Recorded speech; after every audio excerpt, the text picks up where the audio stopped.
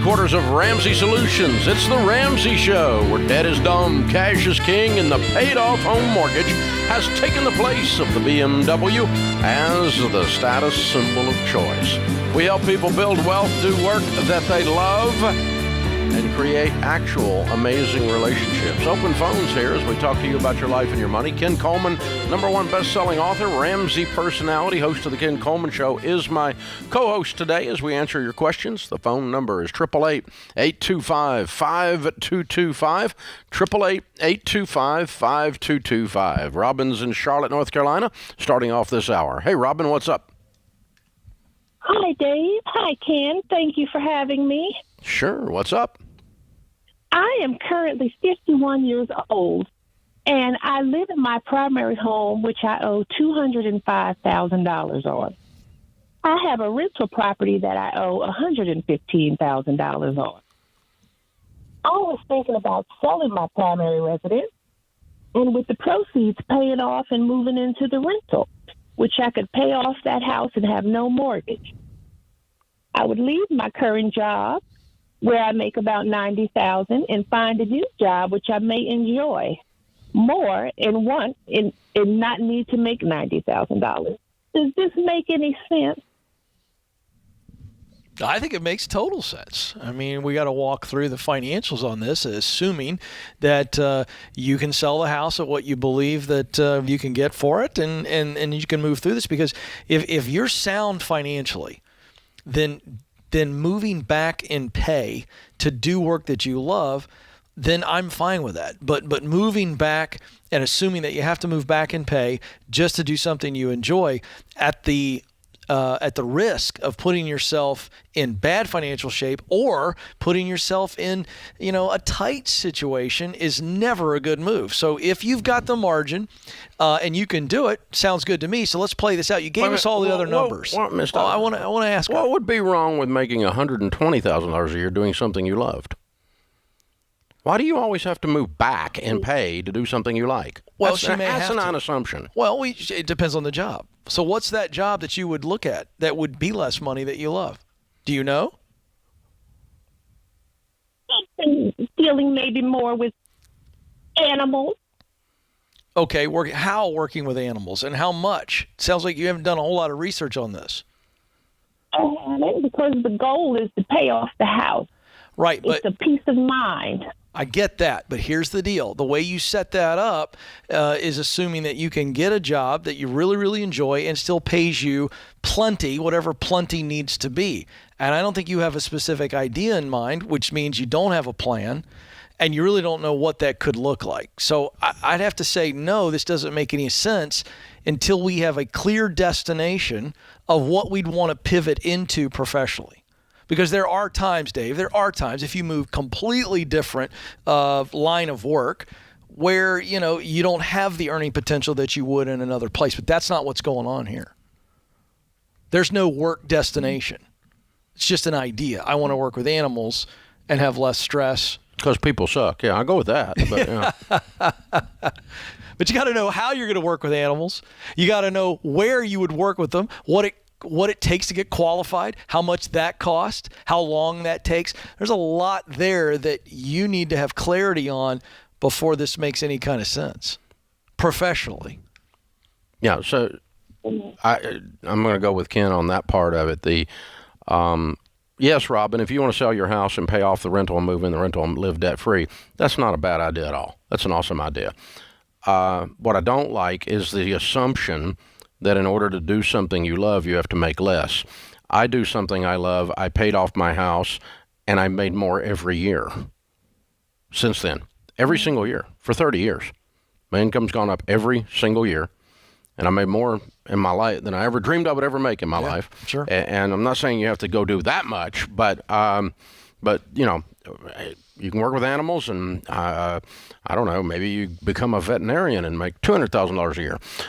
That's working with animals, so it falls in the bucket. Yeah, it's very expensive to get that. I got it. But I'm just saying, this idea that we have to make less to do something we love. Well, I agree with that. That runs around all over the culture, and it just irks me. Yeah, sure. I get that. You ought to make more when you're doing something you love, because you ought to be better at it, more enthusiastic, more productive. Learning becomes fun because you're learning about stuff you want to fool with. Well, I just want to give, and I agree with you, Dave. You're right about the sentiment. However, just for the broader audience here, I've talked to people on our show here, and then on the Ken Coleman show, where people said, "Hey, I want to transition from I was in a corporate job and I want to be a teacher." That happens. So there are times where, you're capped as a teacher. There are certain professions where you can't every year just keep going. You may get some incremental increases. That's the only caveat. And that's what I'm talking about. If you feel like that's what you really want to do, and financially you're able to absorb that, then that is a case where you'll go do something, work you love, and you'll make enough money. So, Robin, hang on. We'll send you a copy of Ken's book, and it'll help you with the clarity part of the process, from paycheck to purpose. Read through that. But you need to get a clearly defined career path. Yep. And start asking yourself the question, what have I got to do that?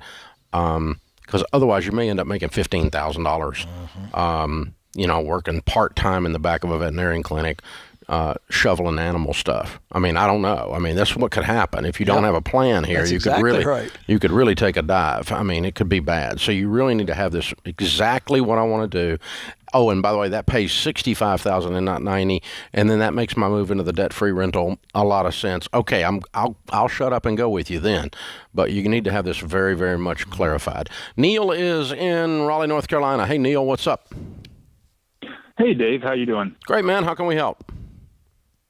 Well, my wife and I are in baby steps 4 and 6, and in part to your guidance, we really appreciate that. Cool. My question for you today is about a career path change.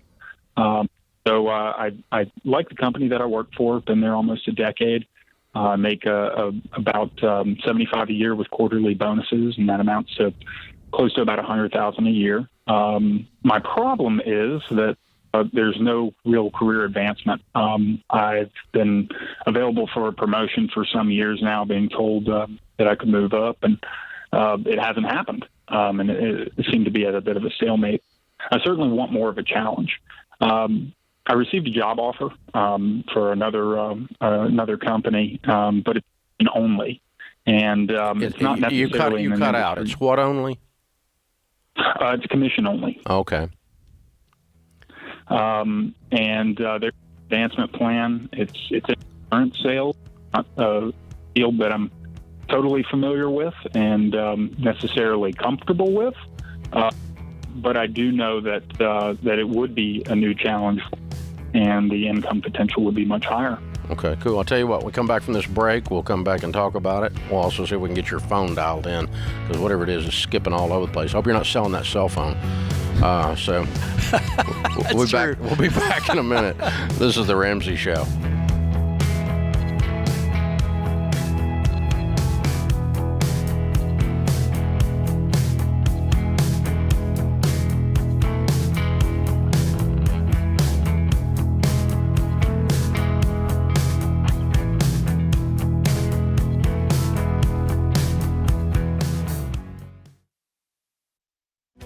If you're looking for ways to update your home without blowing the budget, I've got it. For years, I've been telling you about our friends at Blinds.com. Blinds.com makes it simple to shop top quality blinds, shades, and interior shutters from home with easy online ordering and free shipping. With Blinds.com, there's no need to renovate your entire home. Just change out what's on your windows with upscale choices like faux wood blinds, cellular, and roller shades, or even outdoor shades. Plus, Blinds.com guarantees the perfect fit, whether you do it yourself or you have them measure and install everything for you. Shop their latest looks and see how much you can save at Blinds.com today. The easy and affordable way to make your home more beautiful is Blinds.com.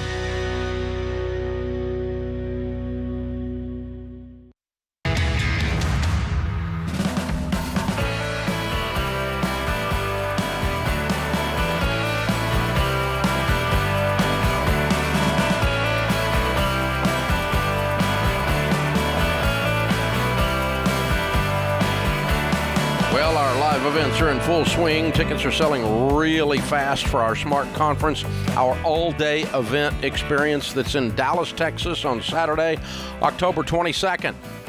If you want to hear from world-class thought leaders who will refuel and empower you in every area of your life, money, career, anxiety, relationships, marriage, leadership, join us at the Smart Conference. The speaker lineup: number one best-selling author of Know Yourself, Know Your Money, and two other number ones, Rachel Cruz. Number one best-selling author of Own Your Past, Change Your Future, mental health and wellness expert, Dr. John Deloney. Best-selling author and number one best-selling author of the book Paycheck to Purpose, America's career coach, sitting to my right, Ken Coleman. Best-selling author and founder of Life Church, Craig Groeschel, his wife Amy. They'll be talking about marriage. The newest and hottest Ramsey personality that everybody's buzzing about, a fine print podcast host, George Camel, will be speaking. And some surprises as well. Oh, and I'll speak all day long, baby. All day long, and you're going to leave there tired and informed and smarter. That's why we call it the Smart Conference. It's only $39 to come to this thing, and it's an all-day deal. Our VIP Platinum event passes are sold out, but we've got general admission passes available for $39. RamseySolutions.com/events. Now, before the break, we were talking to Neil in Raleigh, and Neil, it sounded like you had a good job currently making, it was like 150 plus bonuses, was it? About 100,000. About 100,000 plus bonuses, but there were no promotions coming, and so you're thinking about jumping to this other place. But the problem was it was straight commission, and I think that's about how far we got before the break. Is that right? Yes, sir. Okay. So, what do you think you'll make if you took the straight commission job? I think I would probably start a little bit slow, be a step back. Based on my calculations, probably about 75, and then up from there. I think I'm pretty good at selling. Certainly not selling a cell phone, as you mentioned. But I think I could probably make a good living. I don't know if that's something that I'll be passionate about and would end up looking for another career path. Does it give you the ability to get promoted there? It kind of has its upward ability, but I'm not quite sure about the structure of it all yet. Have you gone through the interview process, or are you still in the middle of it? I've been given the job offer, but I've got a few more conversations coming up with some additional questions before. Okay, you got to dive in. You got to dive in there, and you got to ask questions like, "Hey, listen, what is the company's policies, or what is the behavior like as it relates to developing people? And if you crush it, opportunities to get promoted." You say it that way. You don't ask for demands, but just, hey, what's the process like? How does a person get promoted in this company? That's a really good and thoughtful question, and it gives you a chance to kind of look at them in the eye and also process their answer. I would dive into that. The concern I also have, Dave, is Neil, you mentioned, I don't know that I would love the work. And you don't have to always love the work if we're climbing the ladder. Okay, you do what you have to do so you can do what you want to do. That's just the reality. But I would dive in a little bit more. You can get a hold of some people who are probably doing that kind of sales work. Maybe you can talk to some people who are currently employed there. I would dig in a little bit and go, what's an average day look like? What's an average week look like? And I think you're smart enough to know yourself and be aware, is this something that I'm going to actually enjoy? Just because he's got a lid where he is, Dave, I don't want us to take the first thing that comes our way. We see a lot of regret in this job market where people moved for a paycheck, but they didn't do their whole homework to go, is this a place where I can grow? Yeah, we're seeing like 30% of the people that took new jobs in the last 2 years wish they didn't. That's correct. They took it for more money and walked into a toxic environment. These crazy companies doing all this crazy stuff, and they walk into one of those things and, they thought the place they used to work was everywhere, and it wasn't. And so you got to watch out for that. But so what I'm hearing, if I'm getting the details right on Neil's situation, is, he's making 100 plus bonuses, but he's stuck. He's got a ceiling. Mm-hmm. And he's frustrated with that. Yep. And he should be. Sure. Okay. But I'm not sure the right move is to take a straight commission job that you really don't even know if there's any promotion yet. available. That's correct. And he said it kind of sounded like, yeah, you can make more money and you just move up, but it's up to you. You just got to sell more. And so that does not sound like a move that scratches his itch. I have a lot of questions. That's why I really challenged him to dig a little bit more. You're right. This could be a good job, but is it the right job? Yeah, it doesn't. I mean, okay, so you go down to 75, but you could make up to 200 someday, all on commission, but none of that involved really a promotion. It really just, or working your way or developing your leadership skills or moving up through leadership or something like that. It just involves selling more. That's correct. So let's say he gets into this. He said, I don't know if I could be passionate about it. So let's just break that down in reality. He gets in, starts making money. Let's say he makes 200. But he's bored. He doesn't have any juice for what he's selling. The culture's not really great. Doesn't see a great future there. You get over that paycheck quick. He shouldn't take the job. I don't think so. You know, and I'm going to out. throw another twist on it. See what you think of this. Oh, I like this. They offered him a straight commission job. That's not a hard offer to make. You're right. But they are willing to hire a guy who admittedly is not super passionate about this. That's not somebody I want to work for. They're hiring bodies. It's true. They're not doing a good job. It's absolutely right. This is the number one fault. What went through my head is I wouldn't hire him if he told us, I'm not super passionate about this. That kind of is like, ding, ding, then we don't want, we actually want people that are like super passionate. That's correct.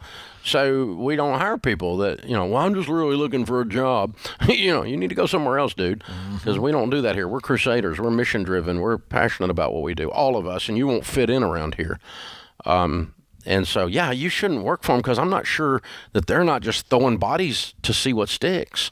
It's absolutely right. A lot of leaders do that. They're going, hey, we just need to fill the position and not thinking about this. And then the cost of time and money to replace him when he leaves really hurts the company. So you got to be careful. Don't take a good opportunity. Take the right opportunity. There's a difference. I've actually our leadership team in the last 3 or 4 weeks has slowed down our hiring here. Yeah, great. We had a lot of positions open, and we could still fill them, but we started getting worried that we were adding people that were not as jazzed and jacked up as they should be. Well, you're right, and the data bears this out. People have gotten, on average, about a 14% bump. We've had 48 million people, folks. The last 12 months, 48 million people have changed jobs in this country. Wow. It's extraordinary, and they're doing it because of, it's my chance to get paid. But here's the deal. If you take a position that you do not have any meaning in the work, there's no passion for it, it doesn't produce results that you care about, we call that mission, and then the check wears off, and it will. You'll feel great for a couple of months, but then the buzz of the promotion and the new job and the check wears off, and then you're stuck again. I'm telling you, it happens all the time. We're seeing, they're calling them boomerang employees, people that are coming back to, or they're trying to. They're calling their old companies and going, hey, can I come back? Yeah. Well, you may have burned a bridge there. There may not be a path back. Well, I'll just tell you, we have a policy. We occasionally rehire, but so occasionally, our actual policy is we almost never rehire. And the reason is that the reason you left the first time will be the reason you leave again. And I really don't have time for this. I'm trying to get work done. That's correct. And so, the same thing that buzzed you out the door before will buzz you out again. And so there's a few times we've let people come back, very, very rarely, though. And some of them have worked out. But in the early days, I would just like, oh, yeah, come on back. I've got a friend that owns a bunch of restaurants, and he goes, I got people that work for me 4 different times. They just keep coming back.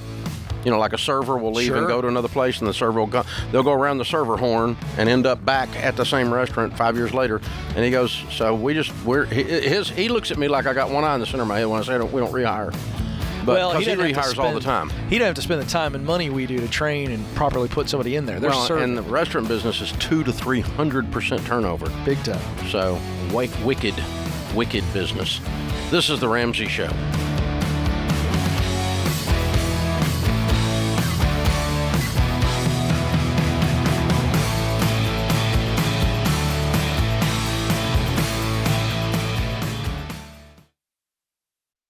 Chaos. That's what it can feel like when your business is growing so fast you've outgrown your financial and accounting software.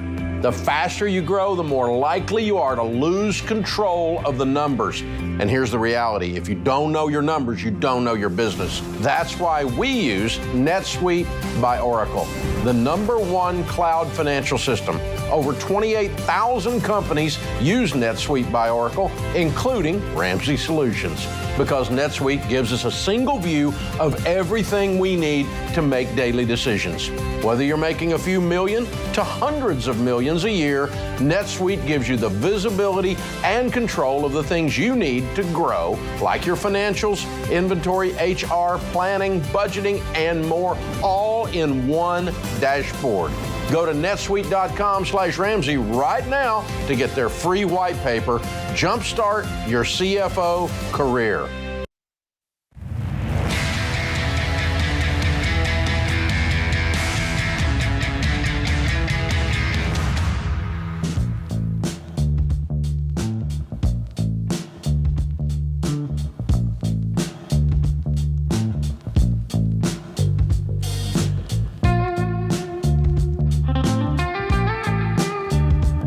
Ken Coleman, Ramsey personality, #1 best-selling author, is my co-host today. Lisa is in Phoenix.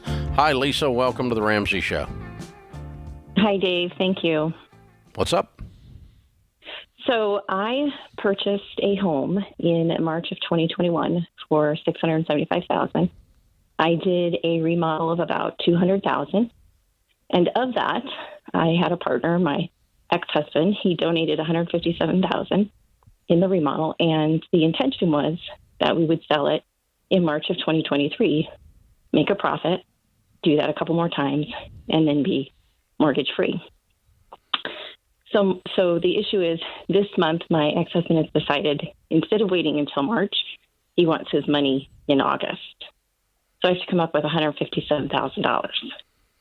And so my question is, should I take a home equity line of credit out of my current home, or should I sell one of my investment properties, which I really don't want to do because I have equity in both of those homes? The home in question, are you living in it? I am. Okay. But your game plan was to sell it next spring. Yes. Okay. But the market has done some really crazy things. And your ex-husband was your husband at the time that this all went together, right? No, he was my ex. We were just business partners. Okay. That's awkward and weird. All right. So I'm guessing then, based on the way this conversation is going, that you two did not do a partnership agreement. Correct, because he could not qualify. You did this on a handshake. You have no written agreement. Correct. So he has no more right to decide he wants the money now than you do to deny it to him legally. Correct. So Correct. Tell him to pound sand. Yes. Well, he has hired an attorney. So good. Do I go to court and spend a lot of money on attorneys? Good. That's what he's going to have to do. He's going to use up some of his money on attorneys, I guess. Yeah, this is what happens when you're partners with your ex-husband. Oh my gosh, why is this not predictable? So what's the downside of selling it now? Not to make him happy, because there's nothing in this conversation that makes me want to make him happy. And both of you ought to have your butts kicked for not doing a partnership agreement that dictates the actual deal. Because this would have been solved. Right now, it's a complete handshake, and so everybody just gets to freaking make it up as they go. And no wonder you ended up in a disagreement. But, so what's the downside of selling it now? Why don't you just go ahead and sell it and get out of it? It would be the capital gains. I wouldn't make the profit on it that I thought I would. And interest rates are twice as high as what I paid before. So I would be getting a much smaller house for probably the same payment. Yeah, but this is not going to change substantially by next spring. I could sell one of my investment properties. No, wait a minute. The reason you just gave me for selling this house doesn't change by next spring. Interest rates are not going to be back down to 3% by spring. And you're still going to have capital gains in the spring. On a primary home? If it's 2 years? Oh, you haven't held it yet 2 years. No. What's the 2 year mark? 2 years in March of 2023. Oh, that's the deal. Okay. That was the deal. Yeah. Okay. And what is his basis that he thinks he's due this money right now when it wasn't the agreement? He wants me to quit claim the title over to him and me instead of just me. And because I won't do that, then he's calling for all of his money back. Yeah, but that wasn't the deal. So he just thinks he can just change deals whenever he wants. Yeah. Even if they're handshake deals, right? Yeah. So he just makes up crap as he wakes. Yeah. I'm curious. Do you think he's hurting financially right now? I think he is. He also has, he's going to get a kidney transplant. So I think he's getting worried that if anything happens to him in the surgery, that I would keep his money. Okay. So because you're absolutely that woman. I mean, you just keep people's money all the time. This guy's a clown show, man. Well, we have a son together, and it would just go to our son. Hypothetically, but I wonder if he's bluffing, Dave, because he's hurting financially. He doesn't want to accrue a bunch of legal fees. So you owe $675. It's worth what? $1.2 million. Okay. So here's what I would tell. Here's what I would tell him. Number one, I would go hire an attorney. And I would spend $2,000 on that and give somebody $2,000 or $5,000 retainer and say, okay, the first thing we're going to do is we're going to punch this guy's lights out. All right, let's start with that. And then when he wakes up from getting punched in the face, metaphorically speaking, then what we'll do is we'll say, listen, if you really want out of this, our deal was real clear. House was in my name. That was our deal. It was going to sell in March. That was our deal. You're freaking out over your kidneys, and if you want to change the deal and you want to be bought out early, you're going to have to do it at a discount. I'll give you $100,000. Okay. And I'll go borrow that on a home equity loan. Mm-hmm. And then you sit on this puppy and move it in the spring. Mm-hmm. Okay. So let me just throw in. I'm gonna play Dr. John Deloney for a second. This guy's been pulling your strings a lot of years, and he kind of enjoys it. And you've been letting him get away with it. And I'm listening to you acquiesce to him on this call. Yeah, that's kind of what I do. Yeah. Instead, I think this is the time it changes. This is the time you decide, I'm done with you. By the way, you're the ex-husband for a reason, because you were this twerp. That's why we call you ex, okay? And so you don't get to call stuff in my life. You don't get to make up stuff. You don't get to jerk me around anymore. And, oh, by the way, everybody out there listening, don't go in business deals with your ex. Just there's a reason they're an ex. So, this is a simple equation. So, yeah, Lisa, you're just really a sweet person. And I'm more pissed off at him right now than you are. And that's weird. So you need to metaphorically double up your fist and throw your shoulders back and say, I'm done. The days of you pushing this little Lisa around is done. So here's what you get, Bubba. Nothing but an attorney bill. Or if you're freaking out, you want to be a bozo, you want to continue to be a clown show, I'll buy you out for $100. If you don't want to do that, let's fight. Because by the time you get to court, it's going to be spring. Dumb butt.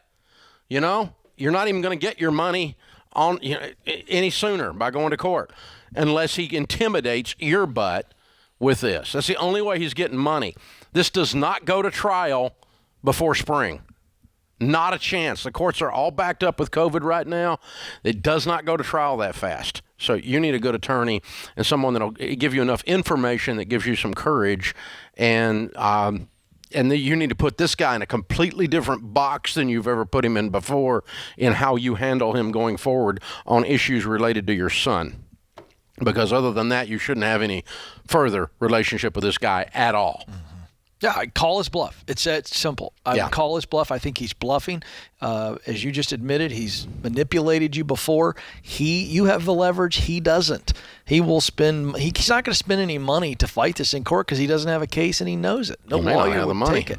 I don't think he's got that either. That's my point. Yeah. I'd call his bluff. I'd hate to see you take out a home equity line of credit when you could at least draw a line in the sand and say, no. If you can buy them out and at 65 cents on the dollar, I'll buy them out. Yeah, I get it.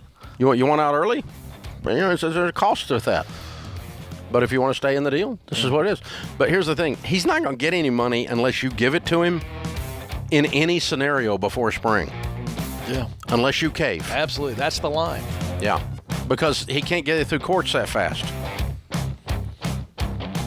This is the Ramsey Show.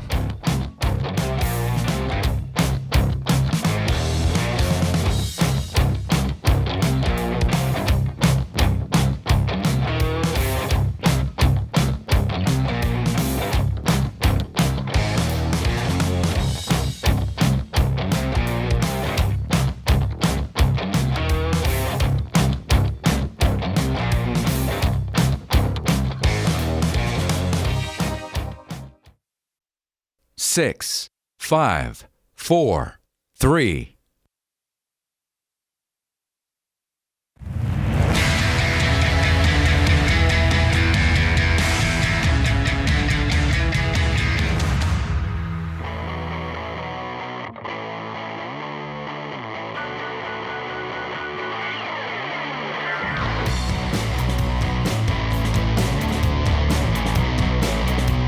Number one best-selling author, Ramsey personality Ken Coleman is my co-host today. Open phones at 888-825-5225. Austin's in Springfield, Illinois. Hey, Austin, welcome to the Ramsey Show. Hey, Dave. Hey, Ken. You guys are rock stars. How are you doing today? Better than we deserve, sir. How can we help?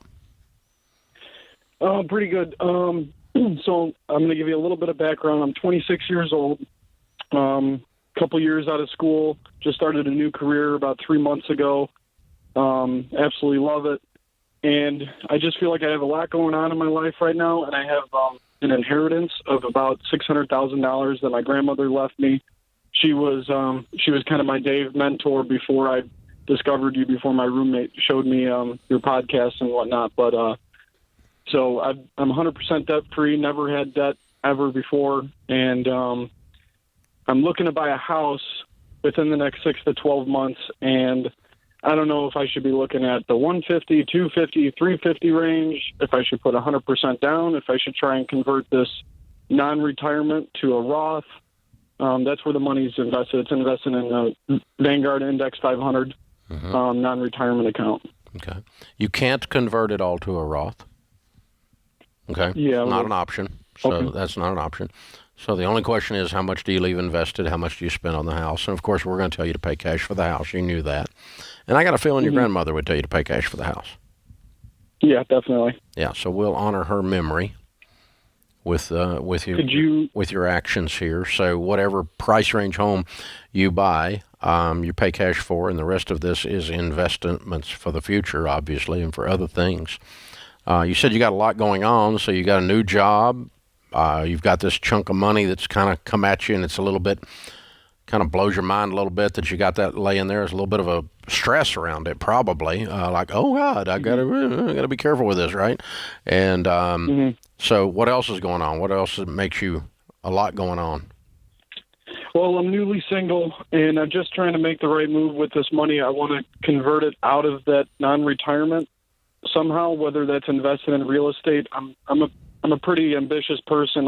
I've always dreamed about getting into rental properties, but I don't know. I kind of did the math on an Excel spreadsheet, and it's really difficult to outperform just a regular mutual fund that, 12% a year, unless you're really good at, buying at the right price and things like that. And I feel like I would only be, average.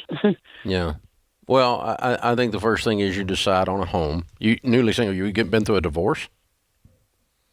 No, just a breakup. Just a breakup. Okay. All right. Yep. Cool. Well, I think you're buying a bachelor pad. Yeah. So the thing I would recognize when you're buying this property is that when you do meet someone in the future and they become your wife, you will discover that you bought the wrong house, and you get to trade it in for one that she thinks is a better idea. So this is just for you for a few years here, probably. Statistically speaking, I'm not saying you have to follow that path, but buy something that's conservative and that would be easy to resell and that you get some joy out of in the short term. And that could be a condo in a cool location. Okay, I'm more of an acreage kind of guy. It could be some acreage then where you got some room to... Maybe a double wide or something. No. Not a double wide. No, that goes down in value. We're buying things that go up in value. But, yeah, if you get some acreage, that's fine, and a little cabin on it or something. As long as it's something that you can visualize reselling easily. It's not such a weird property that it's hard to sell. Gotcha. Yeah. Are you handy, Austin? Like, would you do some of the work in some of this future? See, I wonder, Dave, if this is a chance for him to go, all right, I got to learn how to do this. You learned how to do it. Buying the right house. Could he buy something in the 150 or less that has a lot of potential, that it's his, he's got some acreage, it's still the bachelor pad, it's not a dump. I wonder if he could kind of ease into this because he's paying cash and it becomes an investment property. Whatever you're going to do, pay cash. And as far as the investment rentals go later, take your time and don't pay full price. You don't make money on rental real estate that you pay full price for. It's the returns, as you said. The returns are not good on that. So I simply do not buy investment real estate at appraised value, period. I just don't do it. I say I don't. There's very rare exceptions. I think at one time I did. But, but the numbers just don't work because your return on investment when you pay cash for it is not great enough to screw with it. You're better off, as he said, to do mutual funds usually. But a well-purchased piece of property, including its future appreciation, including its tax deductions due to depreciation, those three things together, called the internal rate of return, will far exceed the rate of return on a mutual fund. But it's a lot more hassle, too. So is there a price range? Dave, is there a price range if you were giving some advice and they had cash and they did it the way that we teach, and so is there a price range where you can get deals right now, or is every basic size, if you look at your 1,500 square feet, 25, 35, whatever, is there a price range or a certain size that's a good deal? There's None at all. Bargains are not on every corner. Got it. You can find them. It's still very, very hot. Mm-hmm. Grant's in Baltimore. Hey, Grant, welcome to the Ramsey Show. Hi, how are you doing today? Great, man. What's up? Oh, not too much. So calling because I've got a, somewhat similar of a question the way that you turned it to at the end. I'm, sell real estate. I'm a younger guy and, have a good amount of cash saved up, make a, decent living. How much cash? I've let a couple, about $600,000. Way to go. Good for you. Yeah. Yeah. So, and I've let a couple investments go by that, I live at home with my parents, because we work out of the house. And if I'm going to hold on to the place for, basically forever, for the full 27 years of depreciation, does it make sense for me to buy something now and pay a little bit more knowing that I'm going to hold on to it and not be, $1,000 positive a month? No. Just because, okay. That's what we were just talking about. Don't buy investment property and pay full price for it. Yeah. Take your time. Okay. Take your time. Okay.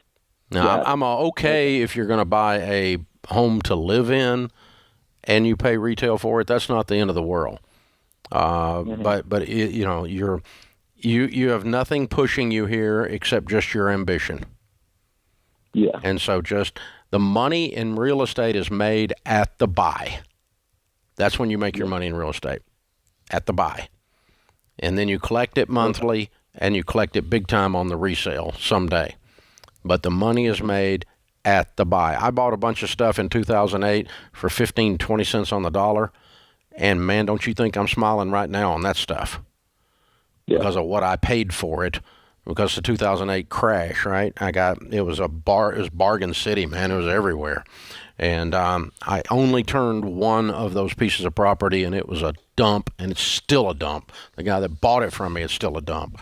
It was a nasty piece of commercial. But My son-in-law, Winston, hated that property. He manages our property. He's like, I hate this building. I said, it's a building. You're not allowed to hate buildings. Yeah, it's just a fair. piece of concrete. Yeah, they didn't He goes, do no, anything. I hate this building. When I drive near it, my heart rate changes. I'm like, all right, let's get rid of it. So we sold it. But anyway, most of the time you buy it and you hold it. But it's even sweeter and sweeter and sweeter, and your cash-on-cash returns, all those kinds of things that you're looking at, are based on the buy. The money in real estate is made at the buy. So do not only buy investment real estate where you're paying cash, and do not, under any circumstances, pay full price for it. Just take your time. Yeah. Take your time. Yeah. Years ago, I was buying, Ken, back in 40 years ago, I was buying properties. That's what I did for a living then. I would buy some from this little local bank. And the guy called me up one day and he goes, hey, I got a guy that's in a situation he needs to get rid of this house. And I went, okay. And he goes, Ramsey, you're a vulture. And I went, yeah. He goes, but you're the nicest vulture I know. Oh, the nice kind, yes. So I'm the nice kind of vulture. Right. But, yeah. But I'm always circling and I'm patient, right? Swooping in to help people. I'm not to eat roadkill. That's it. No roadkill involved. The nicest of the vultures. This is the Ramsey Show.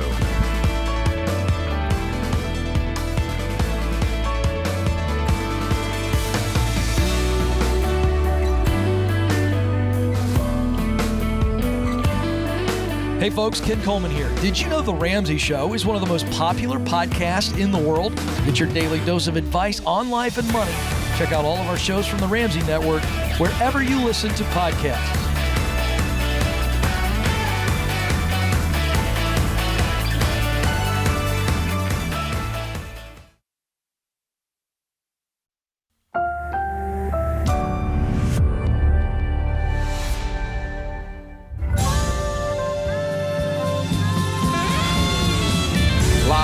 From the headquarters of Ramsey Solutions, it's the Ramsey Show, where debt is dumb, cash is king, and the paid-off home mortgage has taken the place of the BMW as the status symbol of choice. We help people build wealth, do work that they really love, and create actual amazing relationships. This is the Ramsey Show. Ken Coleman, #1 best-selling author, host of The Ken Coleman Show, and Ramsey Personality, is my co-host today. Isabella in Nashville starts off this hour. Hi, Isabella. How are you? I'm great. How are you? Better than I deserve. What's up? Yes, sir. So growing up, my family always struggled financially. So it was a personal goal of mine to graduate college debt-free. Good. I'm such a graduate, debt-free in May at 19 years old.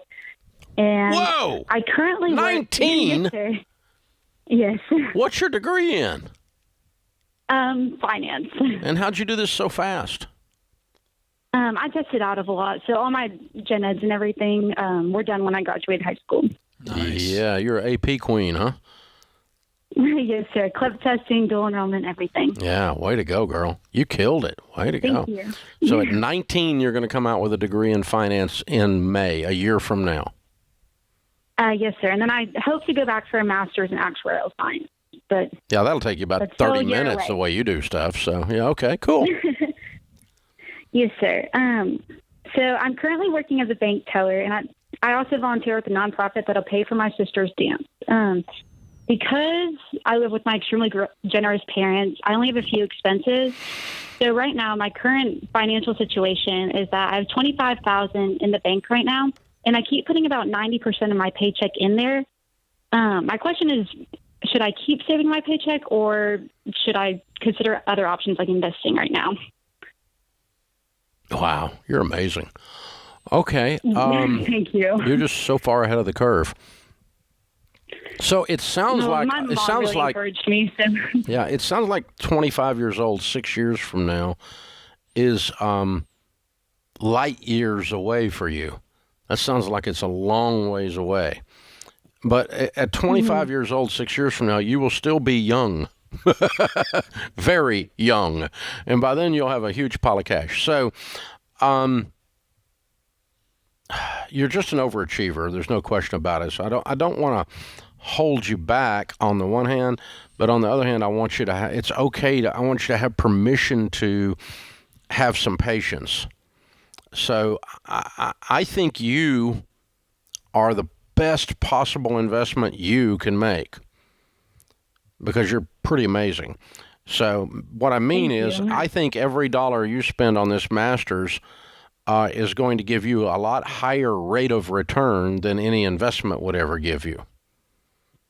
Especially you. Yes, sir. Yes, sir. I hope to get scholarships for that. I know. And I hope you do too. I hope you do too. But here's the thing. Let's pretend you go through your Masters and you're 22 years old, 21 years old, and you come out and you get the first big girl job and you're making $100,000 or $80,000 or whatever, and you got $75,000 in the bank. And you never invested any of it before then. And you start your investing life at the ripe old age of 22. You're going to be just fine. And that $75,000, that $25,000 is going to be upped by a bunch because you're a saver and you're watching this. It's just your insurance policy that you get to go be all you're supposed to be, because I don't want money standing in your way. So yes, I want thank you. That's a huge compliment. Yeah, I want you to be able to write checks, and even if you went and got an apartment or something a little bit later, you don't have to do that at this stage of the game. But if you did that and you spent some of the money on that, and I don't want you to blow the money. I'm not telling you to, go buy a $40,000 car. Don't do that.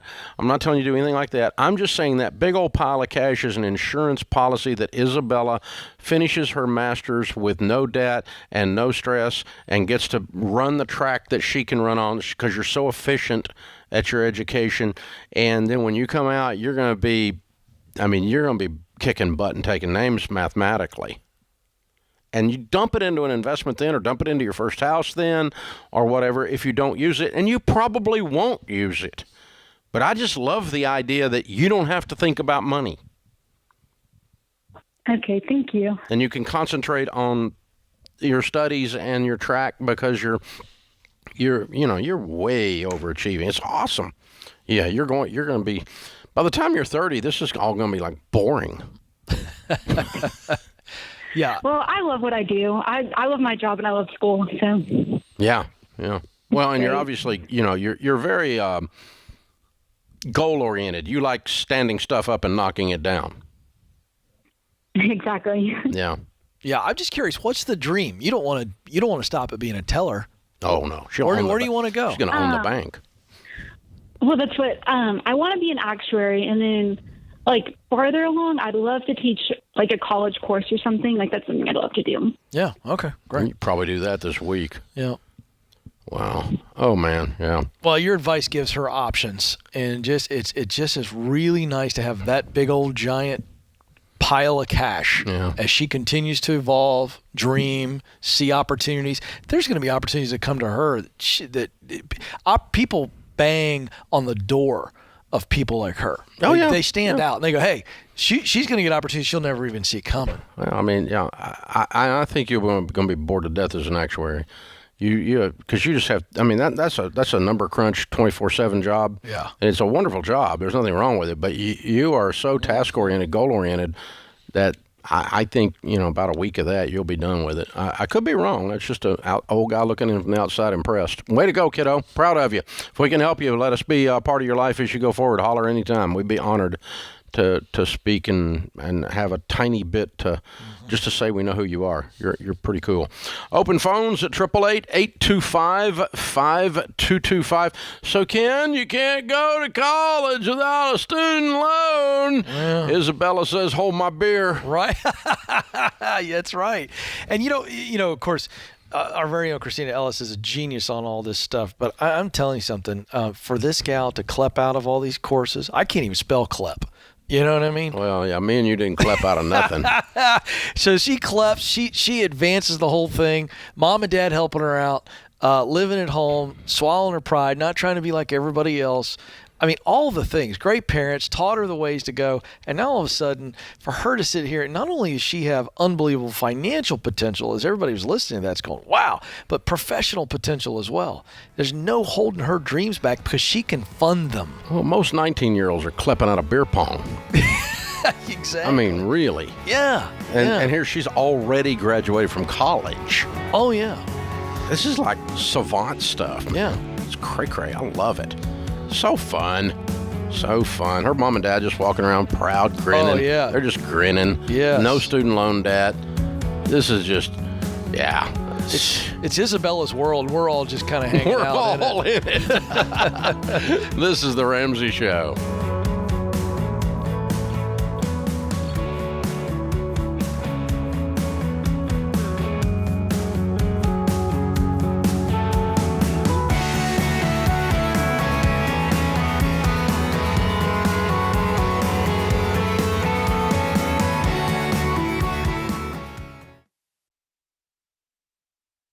Life is full of firsts.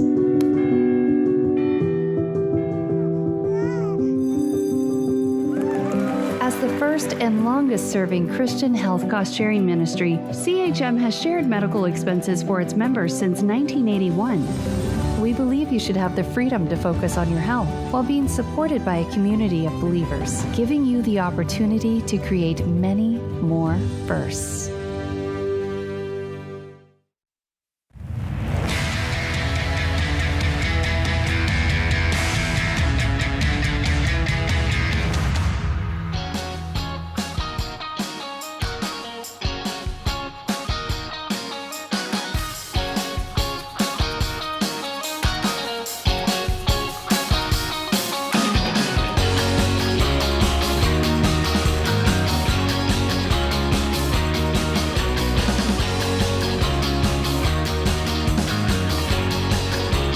Ken Coleman, Ramsey personality, #1 best-selling author, is my co-host today. A lot of people would rather spend their weekend doing yard work than talk about insurance. Matter of fact, they'd rather do just about anything than talk about insurance. I can't really blame you. Here's the deal, though. If you don't learn about insurance, you will continue to get screwed by insurance. There is good insurance and bad insurance, and you just have to have a little bit of knowledge around it. Around here, we think learning about money topics should be simple and even sometimes fun. Our new Confidence in Your Coverage, a 5-day video series, makes learning about insurance quick and practical. It is not all day long. It's just a few minutes each day, 5 different clips, in other words. And you might even laugh out loud a time or two because it is, after all, our own Ramsey personality, George Camel, doing it, and you'll always get a chuckle when George is around. At the end of the series, you'll still have the yard work, but at least you'll know your stuff when it comes to insurance. It is free. Go to RamseySolutions.com/confidence. RamseySolutions.com/confidence and get Confidence in Your Coverage, a 5-day video series for free. Our question of the day comes from Blinds.com. They have a 100% satisfaction guarantee. That means even if you mismeasure, you pick the wrong color, they'll remake your blinds for free. Free samples, free shipping, new promos all the time. You'll save even more. Use the promo code RAMSEY. Today's question comes from Trevor in California. I'm 28 years old, single, on baby step 4, and earn $400,000 a year. How do I leave the golden handcuffs of a lucrative career in tech sales to transition to a career in luxury residential real estate? This is my true passion, but I have no idea where to start. Well, he's making really, really good money. But, Dave, the challenge with moving into real estate, whether it's luxury, I don't know why I'm struggling with that word, or regular homes, if you will, is you can't do it part-time. I've talked to a lot of experts. I don't know if you defer on that opinion, but you kind of at some point have to go all in real estate sales. Now, he's making a lot of good money, so he could save a good chunk and kind of pad his stats, if you will, so that when he goes to luxury real estate, he's all in and he's not really hurting for money. But that's a save and then get qualified and then dive in. But I don't know. Luxury real estate's a whole different ball game, very exclusive. You know more about that than I do as far as how unique that particular side of real estate sales is. Yeah, I mean, you don't just dive into that, do you? Yeah, you can. Isn't it work your way up? You can. You don't have to start selling cheap houses to sell expensive houses, but you've got to have some knowledge of that marketplace and knowledge of dealing with that type of clientele. So what I would do is I would join a luxury real estate team part-time. Yeah. And get your license under you, get some of the prereqs, the legal prereqs behind you, get out there, be moving around, do some transactions on a part-time basis. Because the good news about residential real estate is you generally work for a situation like this. It's not good news overall, but good news. You generally work when others don't, because people can't look at a house during the day, even luxury. Sometimes they can if they're transferring or whatever. But I mean, they're gonna look at houses at nights and weekends, and so the exception of somebody coming in from out of town or whatever, that kind of thing. But you can use some of your PTO. You can do some other stuff, work around, and just work a 40-hour week is all at your current position, and take your nights and weekends and the occasional vacation time, and take 6 months and get up on the on-ramp a little smoother rather than just jumping off the high dive and hoping there's water in the pool. Yeah, that's exactly right. Yeah. And then, but it is going to end up being where you're probably not going to get the boat as close to the dock as I would like. Correct. Meaning your luxury real estate income up to close enough to your tech before you make the jump. You're probably going to have to do the thing you're talking about. There's a little bit of a step of faith there. Yeah. But just going cold turkey, it takes 6 months, 3 months just to get up and moving. That's correct. And you can do all of that on a part-time basis much more efficiently and not lose that chunk of income. That's correct. While you're doing that. But yeah, I think you make the transition.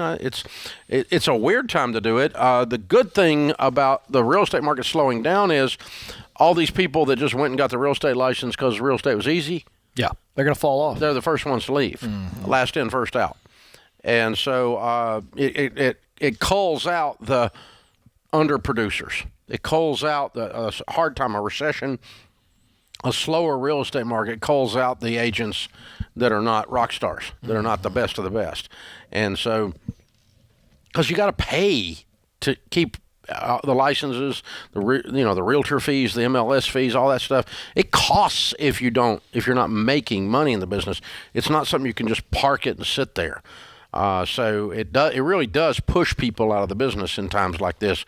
So it is a good time to make this transition versus trying to jump in while everybody's riding these waves. It's like, lately it's been like going surfing in the middle of a hurricane.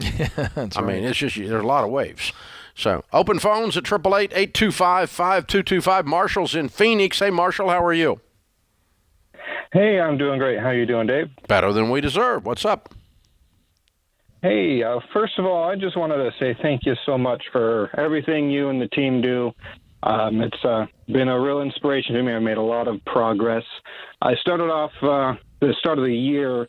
I came across one of your videos on YouTube and just kind of decided I was sick and tired of living paycheck to paycheck and never having money in the bank, and worked off paying off about $4,000 in credit card debt and about $7,000 in an auto loan, and all I've got left is some student loans that I've kind of paused on while I get ready to pay for a wedding. Good for you. Yeah. So how can we help today? Express my gratitude for that. But I am currently in school for getting my bachelor's degree in accounting. I had originally started this degree back before I'd gotten divorced, because my ex-wife and I were planning to get into business together, and I'm almost done with it. I'm 6 classes from completing my degree, and I just don't know how to get out of my current position. I work at Wells Fargo, and I work in their mortgage team. I've been trying to get into a more accounting side of things, which maybe because I don't have my degree, it's not going to happen. But I'm not sure what to do with my degree once I get it, because my original purpose for getting the degree is no longer an option. Where do you want to go? I'm confused. Do you want to stay in accounting? You want to get into accounting or some completely different field? Yeah, I'd like to get into accounting or finance or... Well, you're about ready to finish an accounting degree. So you got that. And so, am I right? Yeah, and a lot of the jobs that I've been kind of perusing within Wells Fargo, looks like they want several years of experience, and they look like what I would estimate to be entry-level jobs. So any advice on how to get into that field once I do complete my degree? Yeah, well, we start now. So you start now making connections with people that are actually successful in accounting. Your relationships is where opportunities come. The second thing is I'd be very, very careful to look for jobs that aren't available to you at this point in where you are. So you don't have any real experience. So you don't look for jobs that will require a bunch of experience. And I hear this a lot. Well, it says it's entry level, but it requires experience. And that's not always the case. And I can tell you this, we're seeing people getting accounting jobs, bookkeeping jobs all over the place without a degree, but you're going to have the degree. So this is all about looking to places that are looking for somebody to come right in and do work now. You might be surprised that you could get a job in an accounting firm doing some entry-level basic accounting, part-time work because they need extra hands. But right now, this is all about relationships. I'm going to give you the book, The Proximity Principle. It's the #1 bestseller. This is a clear plan for you to leverage relationships and connections to get opportunities well before you get the degree. And don't work for a bank. There's a lot more opportunity out there than that. Yeah. This is The Ramsey Show.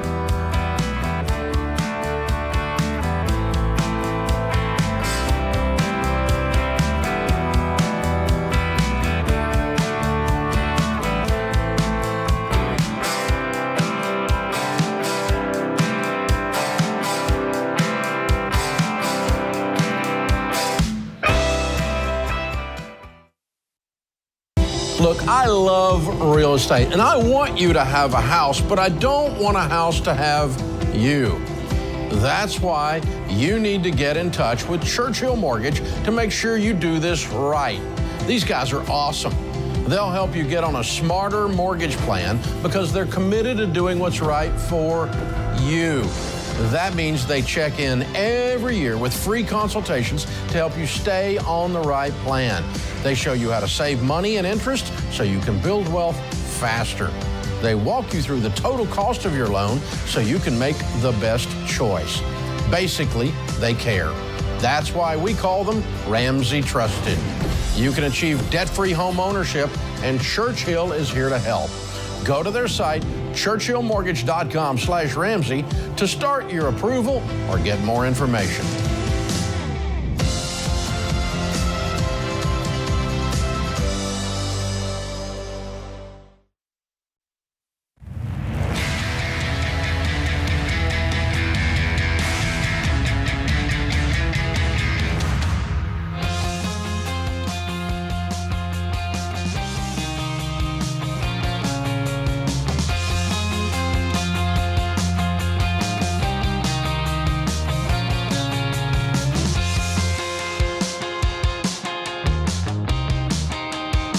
Ken Coleman, Ramsey Personality, is my co-host today. Thank you for joining us, America. This is The Ramsey Show. Zach is with us in Utah. Hi, Zach. Welcome to The Ramsey Show.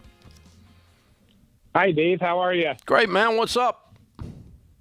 Hey, I'm a new listener to the show. I started listening in January this year. I've heard of Dave Ramsey, but I finally started listening to the show in January, and my wife and I became obsessed.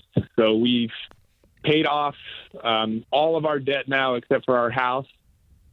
Great. Which is a significant amount of debt. We had quite a bit of debt. We weren't following your principles, but we're now flying through the baby steps. Paid off $283,000 in debt so far this year, and that's ridiculous. That's amazing. Yeah, yeah, it feels really good. Did you sell one of your kids? How'd you do that?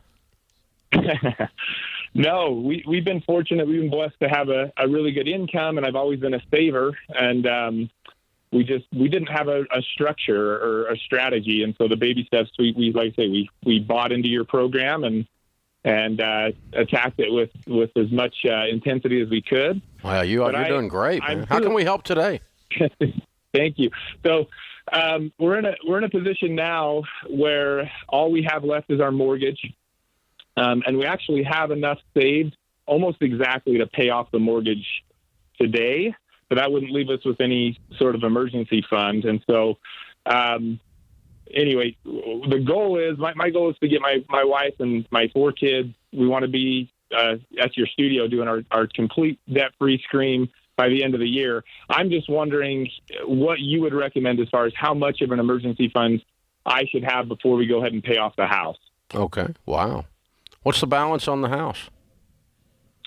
390,000, somewhere in there. And you have that in savings. I do. And you paid off 283,000. I have. What do you make? About $500,000 a year. Okay. That still doesn't do those numbers. That's amazing. Yeah, like I say, You've been doing this more than since January, then, or you already had savings, or you sold something. I've been saving more than since January. Yes. Yeah. Okay. All right. Wow. We've had a good income for a lot of years. We just haven't followed your program. So we're kind of done with debt. We had a home equity line of credit with a bunch of debt that we didn't need. Okay. And that's well. What Let's just. I mean, we could play around with all kinds of numbers. The rule of thumb on the emergency fund is 3 to 6 months of expenses. Obviously, if your house is paid off, your expenses are lower, but you need some money laying around so when life happens, it's a grandma's rainy day fund, right? That's what that is. Right. In your world, I mean, your expenses are going to be fairly low. So I mean, I would think 20 or 30, probably $30,000. I'm just making that up. That ought to cover you for more than 3 months, shouldn't it? That would make me nervous. I've never had that little in savings. Okay, so what would you like for your emergency fund to be? I mean, the thing that makes me the most nervous, my job, it's been really good, but it's always changing. It's a 100% commission job, and so that's kind of why I'm. So what does it take to operate your household? Everything included: taxes, property taxes, insurance, groceries. What's it take to operate your household for a month? I would say probably. I'm new to this debt being paid off, but I'd say probably at least $6,000 a month. Okay. So 3 of those would be 18. 6 of those would be 36. Okay. So I said 30. Okay. If you want to say 40, it doesn't need to be 80. Okay. So okay. I'm anywhere 30 to 50 is going to be good with me. That sounds like it's about that, because you want some extra cushion, and I'm good with that. But, I mean, and we're going to add to the fact that your income is somewhat volatile or potentially volatile. So if we do that, how long does it take you? Let's call it 40 just for discussion's purposes, okay? So that means if you hold 40 aside and you throw everything else at the mortgage, you got a $40,000 balance on the mortgage, right? Right. How fast you pay that off? By Christmas. 1 month. I could do that. 1 month. Well, I could do that next month. Okay. Yeah. Well, let's do that. Yeah. Yeah, just write them a check right now for everything but 40. Hold 40 back, and next month send them a check for 40 and be done. Okay. I was thinking maybe waiting until I had it all plus the emergency fund and then paying off. But you'd recommend? No, I just throw it at it now. I throw it at it now. Okay. Because here's what this is doing. It's getting you, because you're deriving more peace from this pile of money than you are from the debt-free house. And I want to move you toward. I want to move that peace location over to the debt-free house. So I'm going to go ahead and throw all this money, about 40 at that, and get you used to having 40 in the account. Oh, and by the way, by Christmas you're going to have a lot more than 40 in the account because you're going to keep saving because you can't keep yourself from doing it. Right. Okay, we'll get her done. Yeah. So congratulations, man. It. What do you do for a living? Thank you. I run a sales team. Solar is what we do. Wow. Solar. Yeah. Solar in Utah. Yeah. It's big business. Yeah. Wow. Good for you. He's killing it. That's wonderful. Yeah. I mean, amazing to be able to save that amount of money. So I don't know that this is true today, but I have heard throughout my 40-plus year working life that overall one of the best paid positions anywhere is sales. That's still correct. And absolutely right. Because there's guys like that, or guys like we had a minute ago that wanted to go to luxury real estate but was in making bank and tech sales. Or you got guys and gals that are pharmaceutical sales, $200, $300 a year. You got medical device sales, 200, 300 a year. You've got real estate sales, Yeah. Here's one for you that you don't even think about, just to illustrate your point. Played golf with a guy the other day, makes big, crazy money. You know what he sells? Those giant pipes that you see along the side of the road when you put a development in. It's all about moving water, but somebody sells those things, and they're big dollars. Because you think about construction companies or governments are paying for those things. Yeah, and he's the guy who makes the deal. And he's selling those things. There you go. And here's another interesting thing. The number of sales and marketing people that end up being presidents of companies is greater than a lot of other positions. It is a natural flow of things. And so a guy like what Zach's doing, my point is he's not only making bank, but he's got tremendous upside potential even from that. So, sales is not a negative career path by any stretch. No. You can do very, very well there. Ryan's in Knoxville. Hey, Ryan, welcome to the Ramsey Show. Thanks for having me. Sure, what's up? So I have recently been given a job opportunity that when you compare salaries compared to my current job, it pays more. But after reviewing benefits, it seems like it possibly could be a pay cut. But this job is doing something more along the lines of what I want to do versus what I'm currently doing, which is not necessarily what I want to do. What's the long-term potential on this? It is with a private company that is been growing for over the last 5 years and is projected to grow more. And with that, their teams and opportunities will continue to grow. And it's the kind of work you want to be doing. Yes, it's a lot more along the lines of what I want. Dave, what do you think?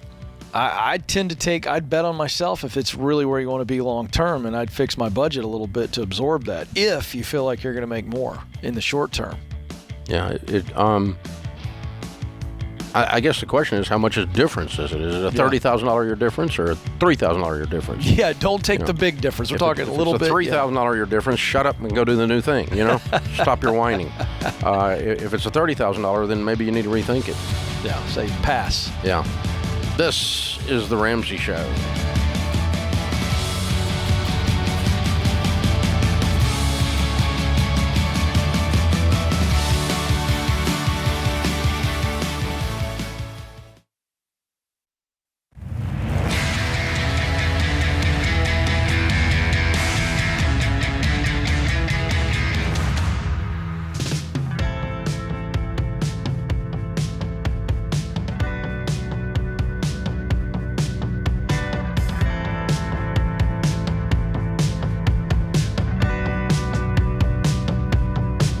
Ken Coleman, Ramsey Personality, is my co-host today. Open phones at 888-825-5225. So, Ken, as a certified capitalist pig... Are you talking about me or you? Me. Oh, okay. And you. I was going to say, I wanted to be included in that. Yeah, okay. Well, we'll be co-pigs. There it is. And, but in that case, what I never want someone to do in career, and I want to get your professional career input on this, is I have seen too many people trade a wonderful income, potential and or wonderful income, for one of two things or both, and I think the trade was a bad trade. Thing one is I will make less because I work for, because it's the company or the institution is stable.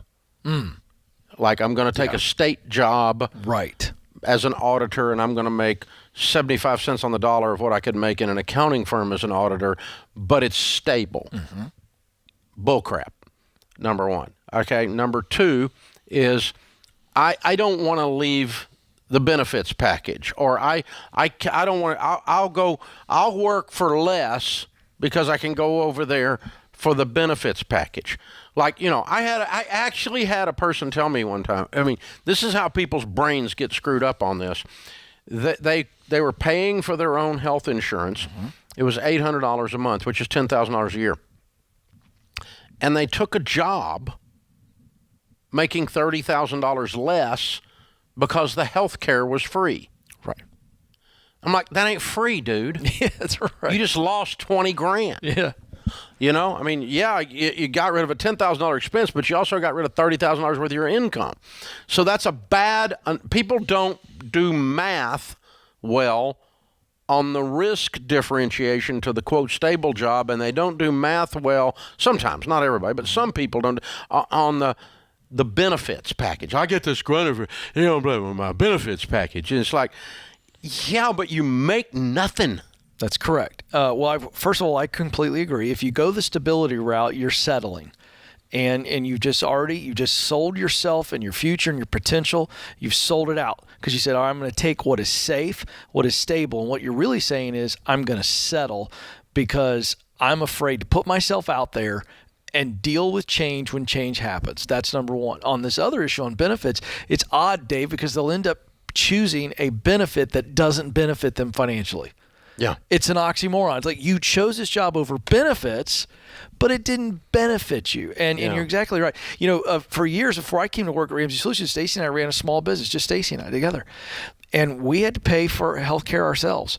But we had no other expenses, and it was just us. So we were able to we were straight commission sales, as you know. We sold sponsorships to live y'all events. made good money in those years. Well, but the bottom line is, it was crazy to see the cost of it, but it didn't matter because we made so much more working for ourselves, and we had no other overhead at all. So you've got to look at the whole, kind of peel the whole onion there, and like you said, and don't make a decision based on safety, because many times there's fear that is clouding your judgment anyway. So you're absolutely right. Don't make a decision on benefits. Well, and the thing is, it's not safer. That's correct. Because of the trade, you traded a bunch of income that would have given you more safety than the stability gave you. Correct. I mean, if you give up $300,000 over a period of years in order to, quote, be safe, if you'd had that $300,000 in your pocket, you would have been safer than working in this toxic environment where people are underperforming. That's correct. Because they all ran to safety, too.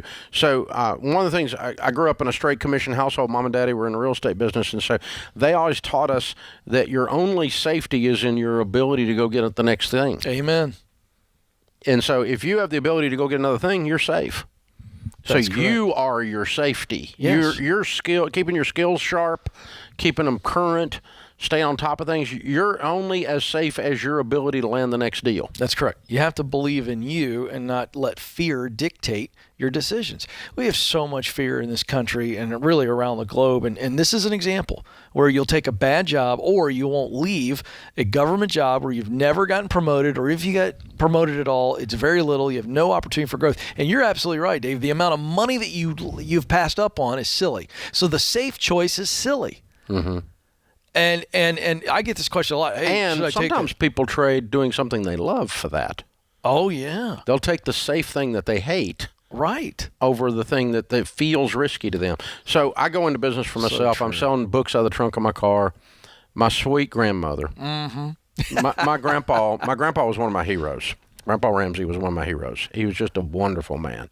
But he lost a business in the Great Depression, went to work for Alcoa Aluminum in accounting, worked there 38 years, was head cost accountant when he left. So he had worked his way up. He'd done very well there, had a great career. But he never would do anything else because of the fear, that the scars of having lost the other thing. And plus, she wasn't going to have him do anything else. Oh, yeah. She wanted the safety, the security of freaking Alcoa Aluminum, right? He didn't want to sleep on the couch. Right. And so so he has passed away at this point, and I've opened this business, and I'm selling the books out of the trunk of my car. My grandmother's called me up, "Are you okay? Are y'all okay? Are y'all okay?" And I'll never forget when I sold my 1 millionth Financial Peace book. Oh, wow. She called up and she said, "I'm just worried. When are you going to get a real job?" That's classic. 1 million books. But she didn't understand. No, I mean, of course bless not. her heart. No, She's sweet as she could be. No. I'm not running her down, and I'm not disparaging her memory. No, She's one of my favorite people, too. But it's just, that's that mentality of, I got a lot of security from that 1 million book sales. Yeah. Yeah. To say the least. Yeah. Like, anyway, yeah.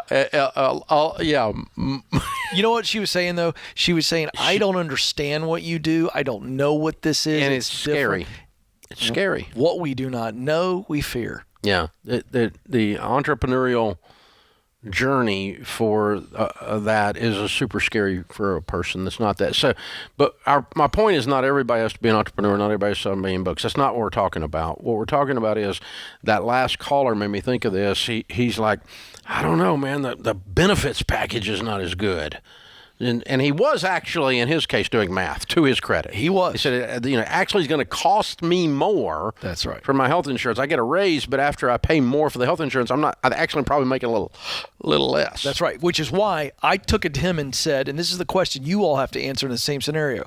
If I take a temporary, if I look at my overall budget and it's a little bit less, I only do that if it's not a cost, it's an investment.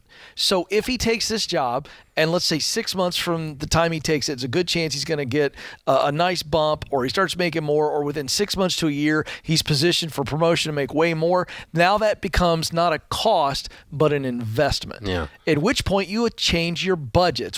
That's why we have every dollar. But you here's come the in thing. and you go, all right. A 401k, you have to put the money in the 401k. That's correct. So you get to decide. Yeah. And the company might or might not match. So the match is the only actual financial benefit. Correct. You can do a retirement plan if you don't have a 401k, Roth IRA, right? Yep. That you put the money into. Now, there's no match, obviously, there. But if your new company has no match, and you currently have no match, you can't go, oh, I'm going over there because they have a 401k. That's correct. Because it's zero. It's worth zero. That's true. It's not worth a debt because they're not matching. No. You're not getting a match now. You're not getting a match then. Both of them are your dollars going in. Why? That's correct. But people get in their head that that's a benefit package. Now, most companies today do match, so that's, you're going to find that. But even that, don't take a 3% match on a 401k and then take a $15,000 pay cut. Mm-hmm. That's right. And call that a gain, because it's not. That's correct. You're not making that much. Yeah. You got to look into the numbers. What does it actually mean? What's the short-term decision that best gets me to where we want to be long-term? Always is the where filter. can I make the most money doing what I love? Right. That's right. And the rest of it, figure it out. That's right. But I mean, sell 1 million books and you don't have to worry about it. I mean, go make more money and you will find your safety there. You can buy benefits with more money. Yeah. That's the thing. So don't make these trades. They're bad trades, y'all. And you don't have to be an entrepreneur to do that. This is the Ramsey Show.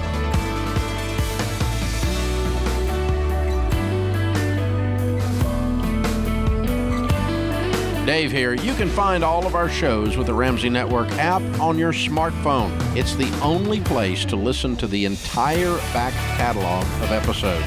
Download the Ramsey Network app in your favorite app store today.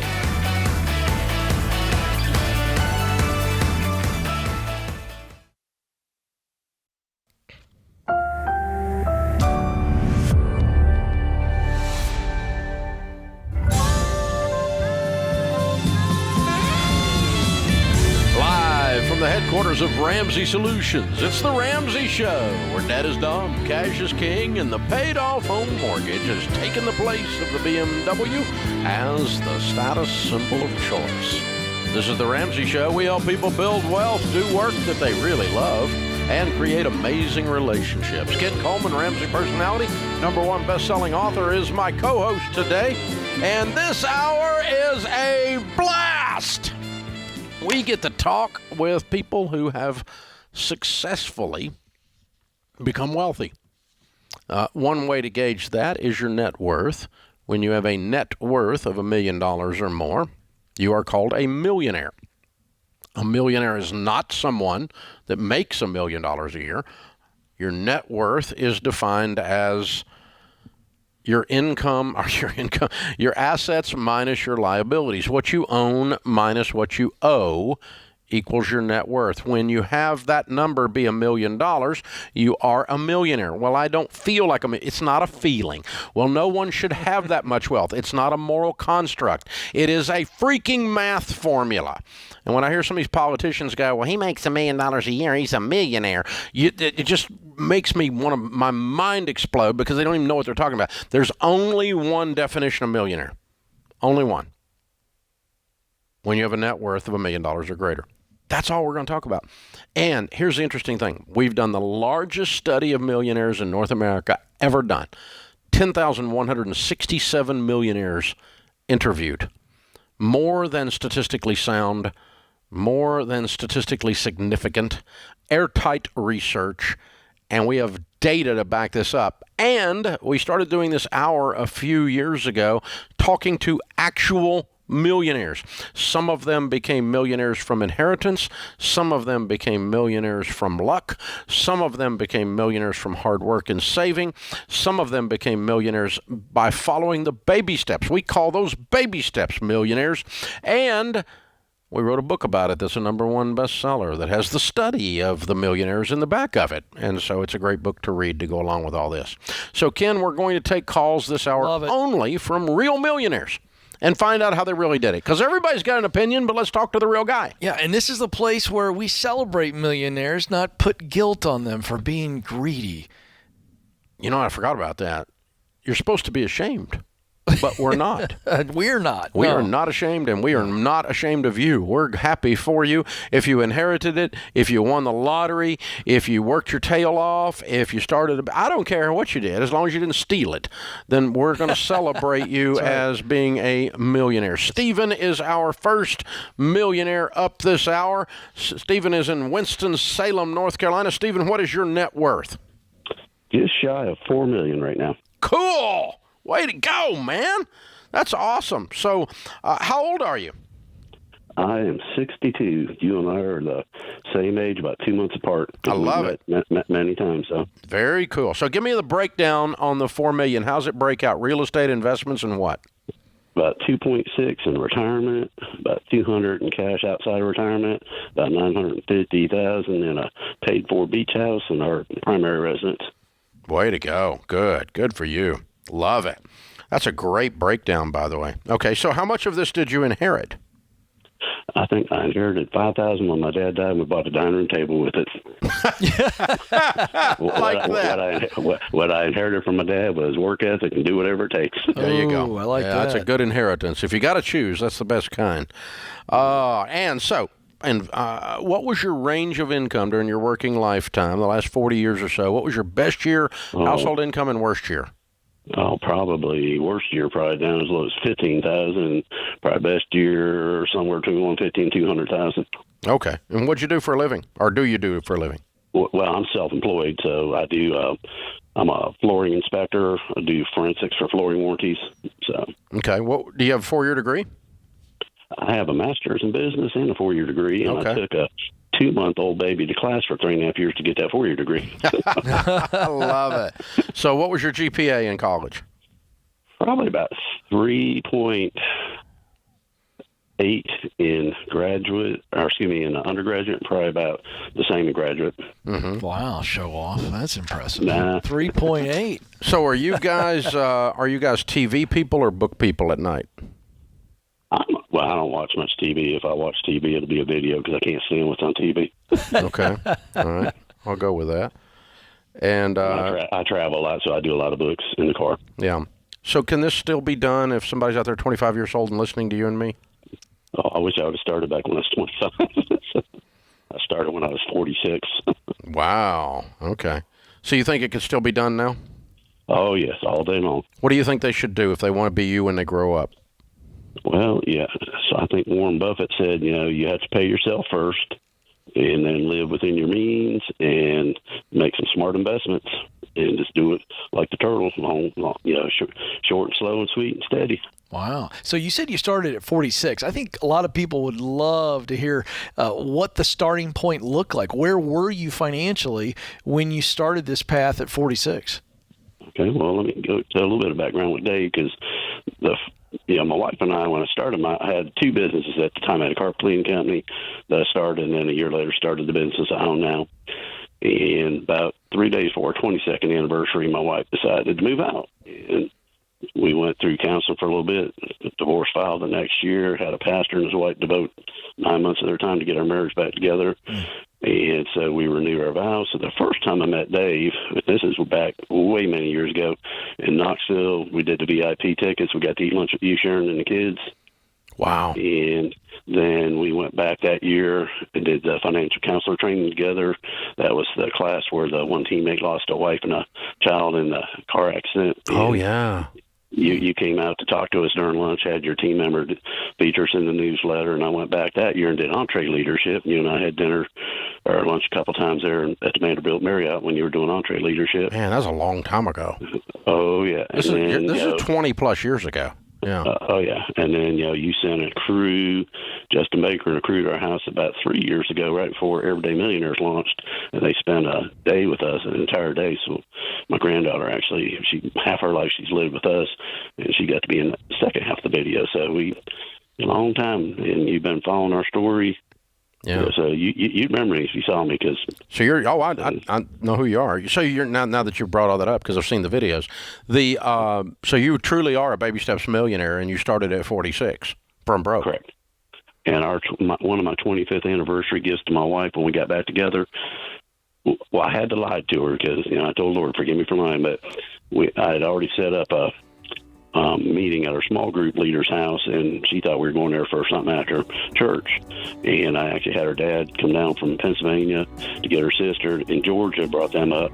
So they were running behind, so I had to kind of lie to her and say, hey, I got to stop and get some ice because, Leanne needs some ice. And she had an ice maker there, and Linda just didn't think about it. So when we walked in, I said, happy anniversary again. She said, what's this? I said, mail that check in, the house is paid for 8 years into 15-year loan. We paid the house off. Wow. That's worth the lie. Well played. Well played. Well played. Hey, good to talk to you, man. Proud of you. Proud of you. Very cool stuff. It's an Baby Steps Millionaires theme hour. This is The Ramsey Show.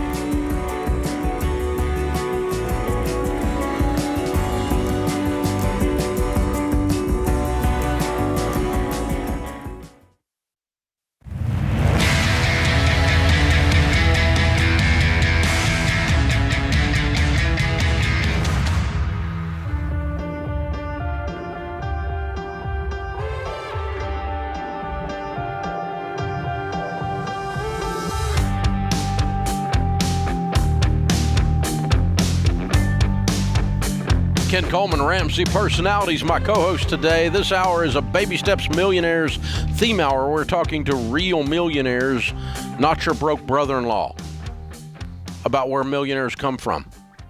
Isn't it funny how broke people have a lot of opinions about this? I've been broke, but listen, here's the thing. You're not supposed to have opinions about people who have wealth if you're not one, unless you actually are basing that in facts instead of your jealousy or your socialistic tendencies, especially around here, because this is the number one and number two capitalist pigs on the air today. I like where this is going. So there you go. Hey, if you're struggling with money out there, it's all consuming. I've been there. I remember being so scared I couldn't breathe. You don't have to live with that kind of stress. Financial Peace University will show you not only how to get out of debt and get control and budget and save and spend wisely, but also how to become a Baby Steps millionaire and how to be outrageously generous along the way. The new course videos are out. This is the best Financial Peace University we've ever had. Dr. John Deloney, George Camel, Rachel Cruz, and me teaching you 9 different lessons. You plug in with a group. The group becomes your best buddies, and you walk through life with them for the next little while, and you get your act together. And then you move on and become wealthy. And that's what we want you to do. It does work. Over 10 million people have been through this class. Go to RamseySolutions.com/FPU. Some of you that have been through need to come back through because you fell off the wagon or you flunked the first time. I don't know. It can happen. Sometimes it takes people more than once to do something. I generally don't get things right the first time. Do you? So maybe you need to go back through. Sometimes it gets the first time and they just go launching. But RamseySolutions.com/FPU. FPU. We're talking to real millionaires. Charlie is in Lexington, Kentucky. Charlie, what's your net worth? Net worth is just about $2.2 million. Good for you. Give me a little breakdown on that by category, please. I've got about $1.3 million in 401k, 403, about $120 in taxable investments, about $185 in Roth, $130 in cash and cash accounts. Got a paid for house, $365, and I bought a adjacent lot between my neighbor's house and myself for $60,000. Okay. All right. Good. Way to go, man. All right. And so how old are you? 52. Good for you. And how much of this did you inherit? 0. Okay. And your range of income during your working lifetime, best year and worst year? Best year, 300, just north of 300,000. Worst year started out around 55. Cool. What do you do? What did you do or do you do for a living? I'm actually an attorney. Okay. All right. Very good. And so what was your GPA in college? Undergrad was about a 3.8. My JD, I was more around the 3-point. Okay. Cool. Very cool. So what do you think as you look back on this? You did not inherit this money. You're talking to a 25-year-old young attorney that's out there, half your age, who's kind of got his or her little lip stuck out and says it can't be done in America today. Are they right, or are you right? I'm right.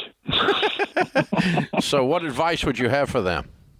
Well, number one, I hope they hadn't taken out student loans like I did and go to school out of state. And that was a mistake. But other than that, I've always lived. One, listen to Dave Ramsey. That's number one. Listen. Oh, to I agree with that completely.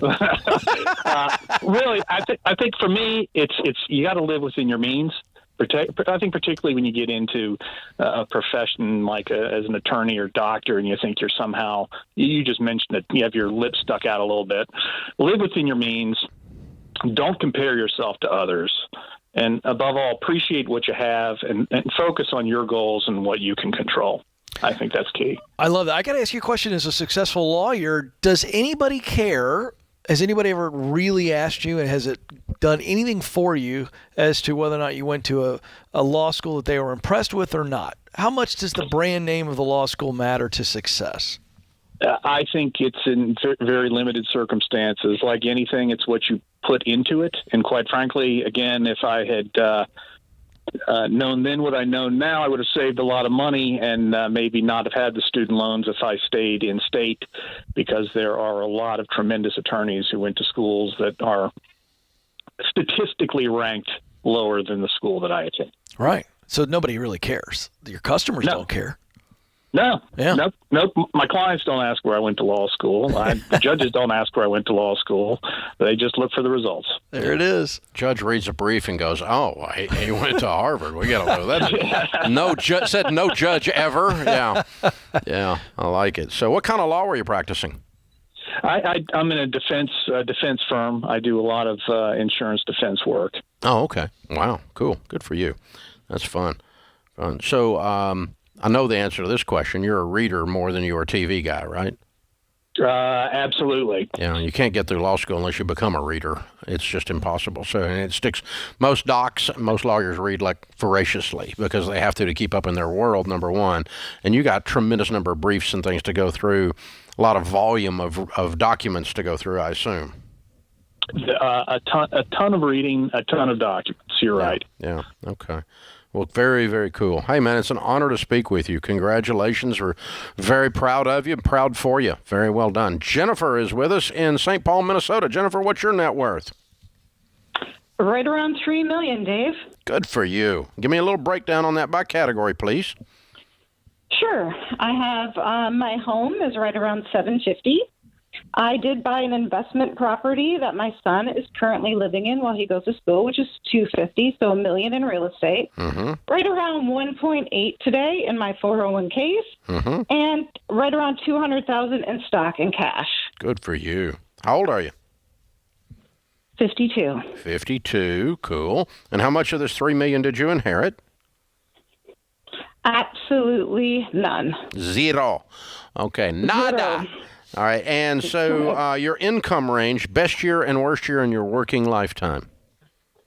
Well, I have to tell you that first year that I got a job offer, it was $21,000. So that was my first year.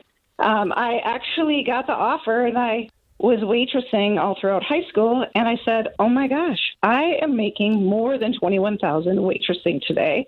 But I knew that my career as an accountant was much more long-term, so took that $21,000 offer in public accounting. And what was your best year ever? And best year, both my husband and I combined income of about $400,000. It worked out. I like it. It worked out, yeah. So you've got a degree in accounting. Mm-hmm. Okay, and your GPA in school? 3.5. Okay, cool. All right. So what was your biggest mistake, money-wise, the stupidest thing you ever did with money? Well, there's a couple things. Probably the stupidest thing was when I was in public accounting and you get out of school and you're like, oh, I'm in my profession. I upgraded and went into with my parents and upgraded our family boat. So if you can imagine living in Minnesota for 12 months and 9 months of that, you can't even get on the lake or the water. It is really hard to write out that check for those 9 months when the boat is sitting on dry dock. And let me tell you, I still remember that coupon book today. I can remember cutting it off. I can almost remember the exact amount and thinking every month, oh my gosh, I have to pay for this and I can't even use it. So that probably was number one on my list. Wow. What would you say to young... Oh, sorry. You were going to say number two. Go ahead. Go ahead. Number two, dumbest go thing. ahead. Okay. I just want to know what you tell young ladies. We only got about 30 seconds. What would you say to young ladies who may be starting out in their professional career about becoming a millionaire themselves? What would you tell them? Well, I would say number one, and this is a big one for me, you can't live in a stock certificate. So don't think about buying stock. Think about owning property or real estate or a home, because in the future you can't live in a stock certificate. Ooh. That's nice. Interesting. Yeah. Nice line. Uh-huh. Nice line. Good stuff. We're talking to real millionaires today. It's a Baby Steps Millionaire theme hour. This is the Ramsey Show.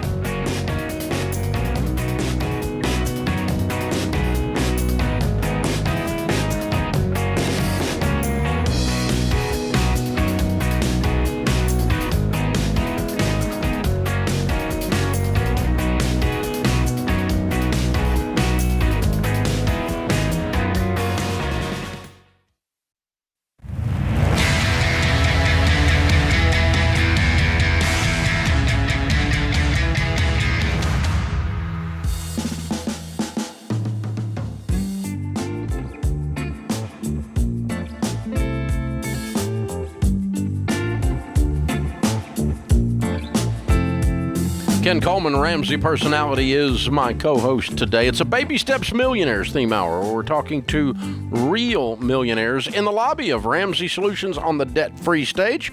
We've got a couple of millionaires live and in person. Hey, guys. Hey. It's Jason and Cheryl are with us. Where do you guys live? Tampa, Florida. Very cool. Thank you for joining us here in Nashville. And what's your net worth? $1.2 million. Cool. Give me a little breakdown on that by category. I brought a cheat sheet. Okay, that's good. We have 2 paid-for houses, which are $815,000. Mm-hmm. We have $250,000 in our Roth and our mutual funds. Mm-hmm. We have $72,000 in a 529. $45,000 in cash, and then $25,000 in just other home assets. Got it. Wow. So how long ago did you break the $1 million mark? Maybe December? 6 months ago? Yeah, maybe 6 months ago. Okay, so way to go. How old are you two? I'm 50. And I'm 45. Okay. All right. Very good. And how much of this did you inherit? I inherited $10,000 from my grandmother when she passed away, and that was during our debt-free journey. So you are not millionaires because of inheritance? No. Oh, no. Not mathematically, anyway. Okay. No. And your income range, your best year working household income and worst? Right now it's about 140, Mm-hmm. and at worst it was probably about 40,000. Okay, cool. And what do y'all do for a living? I do accounts receivable for a liquor distribution company. Mm-hmm. And I work for the court systems, and then I also have a side hustle that helps us out. Okay, cool. You got 4-year degrees? I do. In what? Criminal justice. Okay, very cool. What was your GPA? Like a 2.7. Got it. Okay. Hey, you're in my territory. You're still higher than me, but no shame over there, all right? No. Good. I played a little too much in college. I love it. So I got two quick questions. One, what's the side hustle? I do social media marketing for businesses in Tampa. Oh, nice. So you And charge hourly rates, or I are you do. on retainers? I do a monthly rate. Okay, good. Yeah. And then I'm curious, how long did it take you to become, so when you first started focusing on the financial piece, how many years to become net worth millionaires? What was that total journey? So Jason got the Total Money Makeover book in 2004. If we would have started back then, we'd be super rich. Yeah. But we started our debt-free journey in 2017, and then we did our debt-free scream in 2020. Great. So from 2020 to now, we've achieved that status. Wow. Nice. That's impressive. Zoom. Yeah. Yeah, very cool. Okay, so you got people that are 25-year-old versions of you sitting out there listening right now, or 18-year-old versions of you if it's YouTube. What do you tell them? Can this still be done? Because a lot of people telling them they can't become wealthy in America today. It can be done. Why? I dropped out of college. She was homeless on the streets for a while. Yeah, I used to be homeless, and I was addicted to drugs for a long time. I've got 19 years clean today. Congratulations. Yeah, so, I mean, Wow. I'm just proof that, if you commit to a program, work with a budget, you can be successful. I mean, I went from living in my car to owning 2 houses, and I'm a millionaire now. It works if you work it. Yeah. Wow. Yeah. What a story. Yeah. I'm speechless. That's amazing. Yeah. That's a testimony right there. It is. That's a mic drop. I mean, yeah. You can't get in America today. Well, try me. I'm 19 years sober, and I used to live in my car, and now I'm a millionaire. So Yeah. shut up. Yeah. In I love Chicago it. at that, in the cold, Oh, winter. God, Chicago. Wow. You weren't L.A. homeless. You were Chicago I was homeless. Chicago There's a difference. homeless. Oh, golly. But because of your program and budgeting and still just being frugal and living within our means and not trying to keep up with the Joneses and just like Rachel says, being content with what we have, Yeah. we've done it. Need to impress other people really goes away once you've lived in your car. Right. Yeah, definitely. Yeah. And I'm just grateful for everything that we have because it could go away in a heartbeat. Yeah. No. No. No, it's all paid for. It is. It yes. ain't going anywhere. It's That's crazy that's the whole reason we did this. Yes.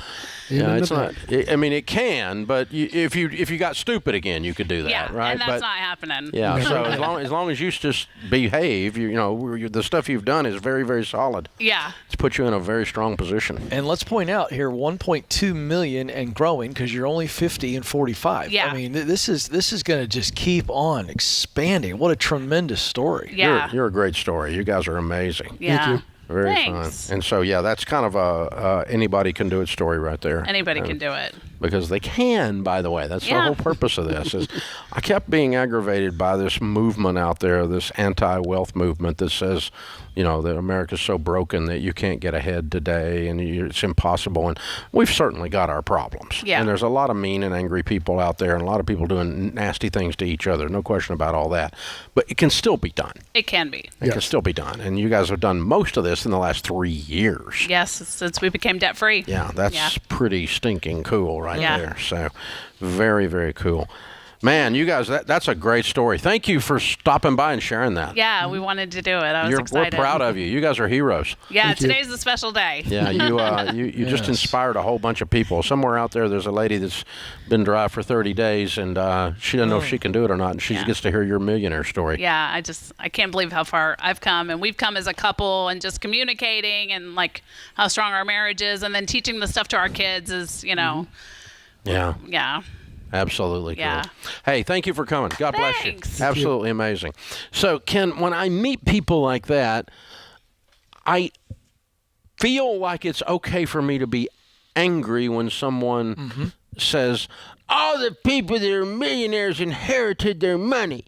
They're so lucky. And I meet someone like her and him, and I go, I just want to smack your little socialist face. I mean, I can't do that. It's not legal. But, I mean, it just verbal slap infuriates me, though. It should. Because for 2 reasons. One is it's so dismissing and so disrespectful to someone who's had a journey like this. Correct. Number one. number, or like me, I had to do it twice. I was a millionaire, and I lost everything. I had to do it again. Sure. I've been a millionaire twice. Yeah. I'm so dumb, it took 2 times for it to stick. Right. You know, and so you can tell me it can't be done. I know you're so lucky. Lucky's butt. Lucky had nothing to do with it. Right. Well, the reason you're mad and you should be mad is because this is taking away from the individualization, the grind, the struggle that this couple went through. You talk about Jason, who is a college dropout, and Cheryl is a former drug addict. But see, that doesn't fit the narrative, because the narrative says you need the government to take care of you, and anybody who doesn't get all of their fortune or all of their goodness of life from the government, well, then they must be greedy or they're cutting the rules. And the fact of the matter is they represent millions and millions of people. Despite their story, they represent millions of people who say, you know what, I'm going to make my way. You can't be rich without ripping somebody off. You have to be a crook. Well, I didn't see any crooks. There's no crooks. It's just hustle, just straight up hard work. I didn't see anybody stealing nothing. Yeah, and the character that both of those people have, you know? And you got to be brilliant. You got to have a big GPA. Well, today we've talked to 4, 3.8, 3.8, 3.5, 4 and 2.7. I didn't see any 4.2s in there. No. You don't have to be freaking Albert Einstein either. Thank God, because that means I got a shot. And you got a shot. Yeah. James has a shot. I'm telling myself there's a chance. That's right. All right? That's what I'm telling holding me on there's to. a chance. You know, I mean, seriously, it's not, you know, now most of the time I don't find 1.9 GPAs. You do have to have some gray matter. That's right. You have to have a little bit of intelligence, Right. you know, to be able to execute on basic plans. Right. And to stick with something. So Right. most of these people are somewhere in the high 2s to mid 3s. Sure. You know, in terms of GPA. But this idea that geniuses are who become millionaires, no, they're not. This idea that famous entertainers and athletes and whatever are millionaires is the only way you become millionaire. They're less than 1% of America's millionaires. Yeah. Are household names. Most of the people are people like those guys right there. Amazing. You know, they're an accountant, they're a lawyer, they're a teacher, they're policemen. They run a flooring company. I mean, these are who we've talked to today. That's correct. And so these people, the problem with you folks that are out there lying about the wealthy because you're mad or jealous or whatever it is, the problem with that is it's not just that you're trying to forward some socialistic thing. The problem with your lie is you're stealing the hope. Yeah. From people who legitimately have a chance to go do this, but if they believe your narrative, they don't think they have a chance, so they don't go do it. That's correct. You're hope stealers. Yes. And you hope stealers, you need to be smacked. Yeah. This is the Ramsey Show.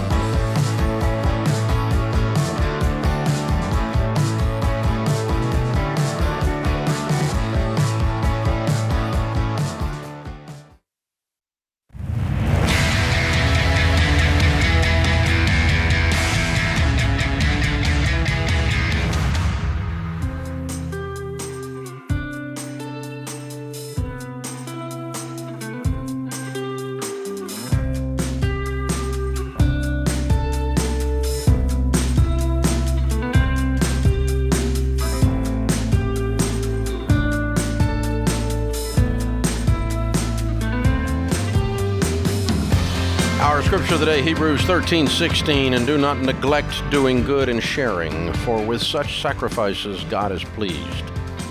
Fred Rogers said, I hope you're proud of yourself for the times you've said yes, when all it meant was extra work for you and was seemingly helpful only to someone else. Yeah, thank you, Mr. Rogers. Very good. Gotta love Mr. Rogers. Gotta love it. Ken Coleman, Ramsey Personality, is my co-host today. This is a Baby Steps Millionaires theme hour. We're talking to real millionaires, asking them how they really did it. Claire is in Boise, Idaho. Hi, Claire. What is your net worth? My net worth is $7 million. Wow, impressive. And give me a little breakdown on that, please, by category. How much real estate, retirement, and so on? Sure. So I have $2.3 million in real estate. That's 2 residences. Mm-hmm. I have $3.4 in 401k IRA funds. Mm-hmm. 310 in stock, individual stock. Mm-hmm. $345 in cash, Mm-hmm. $405 in deferred comp, and then I have another $240 in donor advised funds, HSA, and other mutual funds. Wow. Okay. Great plan. You have got a super plan going here. I love the numbers. So, how old are you? I'm 64. Cool. And how much of this money did you inherit?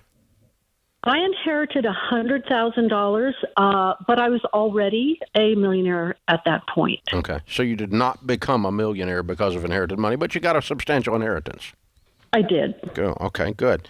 And what was what was your best year working income and your worst year working income since you started life? So $24,000 was my worst. It was my first year out of college. And then $435 adjusted gross income was last year. Wow. Okay. What do you do for a living? Recently retired, but I was in executive management of a financial services company. Ah, okay. Explains your beautiful portfolio. Okay. Very good. All right. And so your degree in finance, maybe? Actually, no, it was in political science. Oh, poli-sci. Mm-hmm. All right. And your GPA? It was around 3.4, as I recall. Okay. So you spent a lot of your life in leadership and or in the business of showing people that this can be done. Correct. I was not necessarily on the front line retail, but it was, our business. Yeah, but you're building products and people that allow people to build wealth. Correct. Absolutely. So you knew it could be done. So obviously you think that this can still be done, I assume. Oh, very much so. And I have to say, Dave, going back to my youth, my dad gave us a book. This predates all your good work, but my dad gave us a book called The Richest Man in Babylon as he shoved us out the door to the university. And even in my lean years, I saved at least 10% of my pre-tax income for retirement. And that was a huge factor in what I have today. I read that book when I was 13. My dad made us do it too. And I still sell that book. It's a public domain, and we print a Ramsey version of it and sell it here. It's well worth it. It really resonated with me back then. Yeah, it's a great parable, and it gets your attention. It was one of the first of the little parable books like that did a huge volume, and it was The Richest Man in Babylon, for those of you listening that didn't listen well.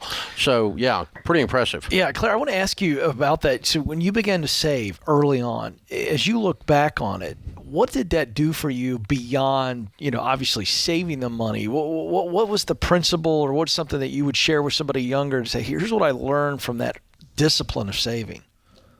Well, one of my motivations was I didn't want to be a burden to anyone in my family in my later years, and that dates back to way back then. And it just felt to me that it was the right thing to be doing, and not just living beyond my means, if you will. There was a reason for it, and that was to look to the future.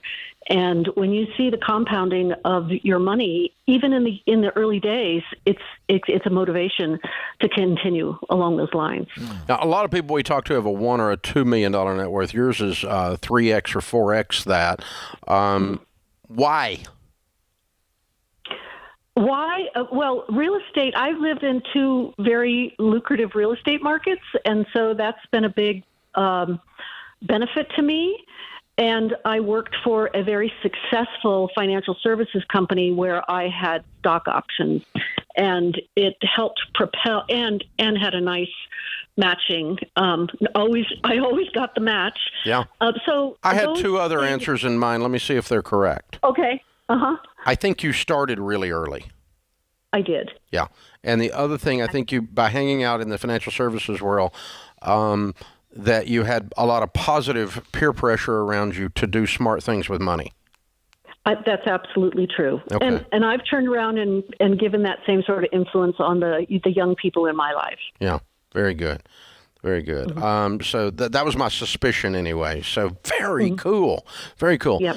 Oh man, you just you're a wealth of information here. There's a lot of things people can draw from your particular story. Claire, I want to ask you, you're recently retired. First of all, congratulations. Yeah. That's Thank amazing. And clearly you're prepared for it. So I'm curious, what is the next chapter look like for you? Because I'd love to hear that picture now that you're very young at 64 and retiring. Well, I'm still figuring that out, to be quite honest with you. I've relocated and am finding my new community, and picking up a few hobbies, re-picking up my love of golf, and just trying to find my way. Most important to me is family and being available and interacting and spending time with them. So that is still, like I said, still unfolding. Yeah, but so like we say in Financial Peace, you know what you can do if you have $7 million? Anything you want. And that's what I wanted people to hear. You don't have to have a fancy answer. You have a lot of peace around this right now. You're so stressed. I do. You're just easing into this. Oh, I know what the other thing I wanted to ask you was, because I'm trying to think of someone sitting out there with their being negative, and I'm solving their objections in a sense here. During your working life, while you amass a $7 million net worth by 64 years old, were you like living in a cave collecting lint and only coming out on triple coupon Thursdays, or did you enjoy your life and travel and do other things? I enjoyed my life. I'll have to say it wasn't until my 40s that I actually felt comfortable enough to buying a home in the particular market I was in, because I didn't want to overextend myself. But I traveled. I had cars. I didn't. Yeah, you weren't driving a $1,000 car and shopping at Goodwill. No, I was not. Yeah. No, I was not. No. Okay. That's my. Sometimes people go, well, I don't want to live my whole life and then not have it. And you've had a good life. A great life, and in the midst of that, have just been very intentional and diligent. I'm so proud of you, Claire. Congratulations. Thank you for sharing your story. Powerful lady right there, dude.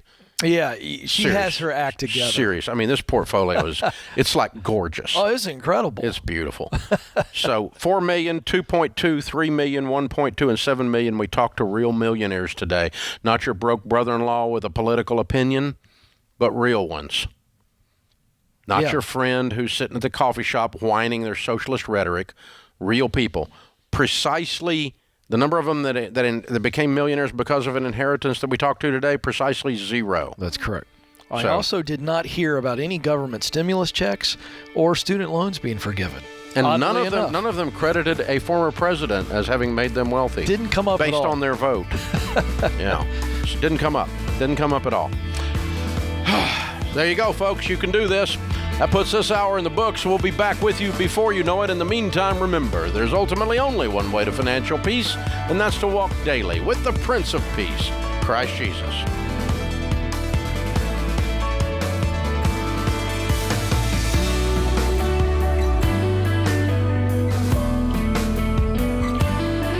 Hey folks, Ken Coleman here. Did you know The Ramsey Show is one of the most popular podcasts in the world? Get your daily dose of advice on life and money. Check out all of our shows from The Ramsey Network wherever you listen to podcasts.